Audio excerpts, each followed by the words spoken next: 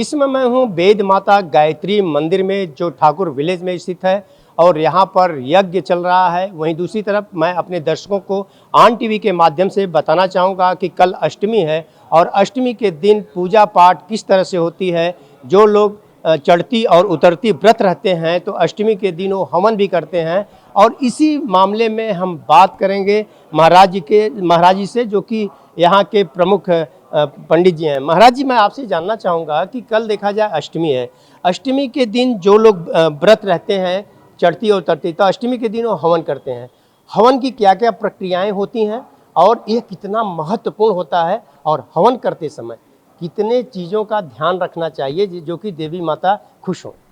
जय गौ माता, जय गोपाल। सभी सनातनियों को मेरा जय श्री राम, जय श्री राम, जय माता दी। मैं सिद्धार्थनगर वेद माता गायत्री से बोल रहा हूँ।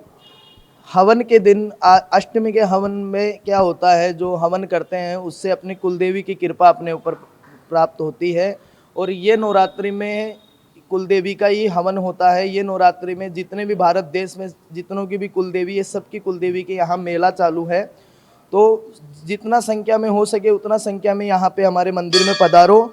यहाँ पे हवन होएगा और हवन से आपके कष्ट कटेंगे। माँ भगवती की कृपा होगी, माँ वेद माता की कृपा होगी। और हम ज़्यादा तो हमारी बड़ाई नहीं करना चाहते। हमारे मंदिर में वेद माता गायत्री माता का ऐसा चमत्कार है, जिसको चमत्कार देखना है लोग तो लिख के बताते हैं, हम प्रमाण देते हैं, सामने चमत्कार दिखाते हैं। जिसको देखना है वो आ जाइए। शाम को 7 बजे महाआरती होती है और महाप्रसाद का आयोजन रखा है भंडारे का, रामनवमी के दिन। तो जितना हो सके उतना ज़्यादा से ज़्यादा संख्या में आप पधारिए। और नवरात्रि में ये अष्टमी का हवन कराने से अपने पितरों को मोक्ष मिलता है। अपने परिवार में कोई बाधा चल रही है, विपदा चल रही है, जो भी संसार में अपने साथ घटित हो रहा है, वो माँ भगवती ये नवरात्रि में अष्टमी के दिन जो जीवन में इंसान के दुख चलता है और चलता है, अष्टमी के दिन अपना सारा दुख कट जाता है। माँ भगवती की कृपा होती है।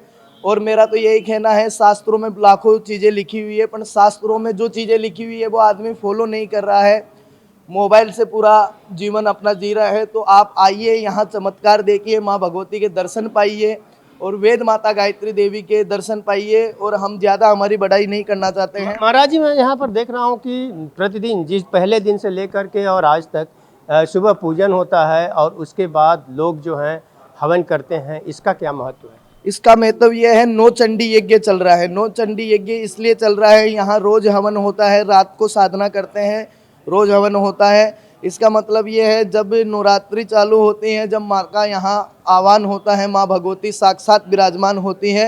और ये नवरात्रि के अंदर ही हवन करवाना चाहिए। और ये नवरात्रि में कष्ट भी करता है, लक्ष्मी की प्राप्ति होती है, घर में दुश्मनों का विनाश होता है और माँ दुर्गा माता की कृपा मनती है। महाराज जी, आप भी हैं, आपसे मैं जानना चाहूँगा कि जो अष्टमी का दिन होता है, अष्टमी के दिन और क्या करना चाहिए जो कि माता के लिए, और हवन तो लोग करते ही हैं, हवन के दौरान जो है क्या क्या चीज़ों की सावधानियां बरतनी चाहिए?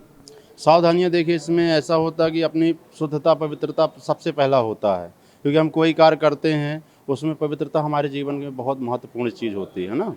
और रही बात दान पुण्य की, तो कन्याओं का पूजन होता है, उनको इत्र दे सकते हैं, मिष्ठान दे सकते हैं उनको। लोग कहते हैं कि अष्टमी की अगर आप व्रत हैं तो व्रत के बाद अगर अपने घर में कन्याओं को खिलाते हैं तो उसका एक अलग महत्व होता है, उसका क्या महत्व है?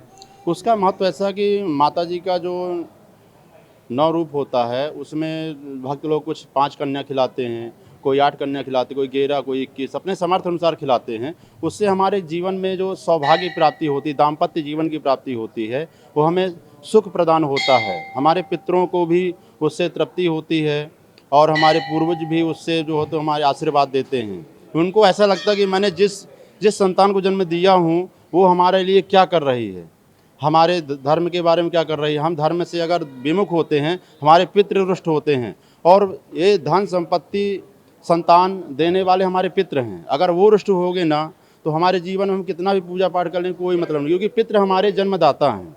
भगवान भी बोलते हैं, माता भी बोलती है, माता भी कहती है, पूत कपूत सुने हैं पर माता सुनी को माता।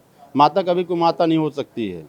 तो माता का हम पूजा पाठ करेंगे तो हमें माता आशीर्वाद देगी और हमारे जीवन में सुख समृद्धि का वास होगा। तो आप देख रहे हो कि यहाँ गायत्री मंदिर है। मैं आपको दिखाने चाहूँगा अपने कैमरे के माध्यम से। और यहाँ पर बहुत ही बड़े पैमाने पे लोग यहाँ पर आते हैं और माता का आशीर्वाद लेते हैं।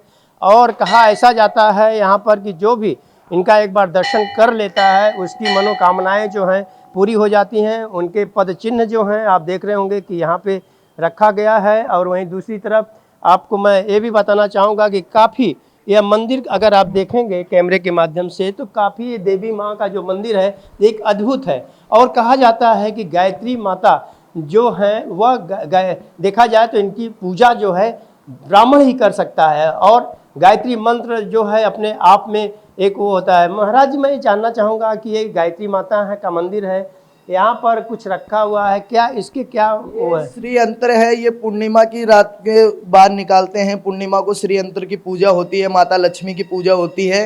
ये श्री यंत्र की पूजा करने से कभी लक्ष्मी की कमी नहीं आती है, लक्ष्मी का वास होता है, माता लक्ष्मी की कृपा होती है। श्री यंत्र से कुमकुम लगाने से अपने जीवन के सब कष्ट कटते हैं और अपने पास माता लक्ष्मी की कृपा बनती है। तो आपने देखा श्री यंत्र के बारे में महाराज जी ने बताया कि इसका क्या महत्व होता है।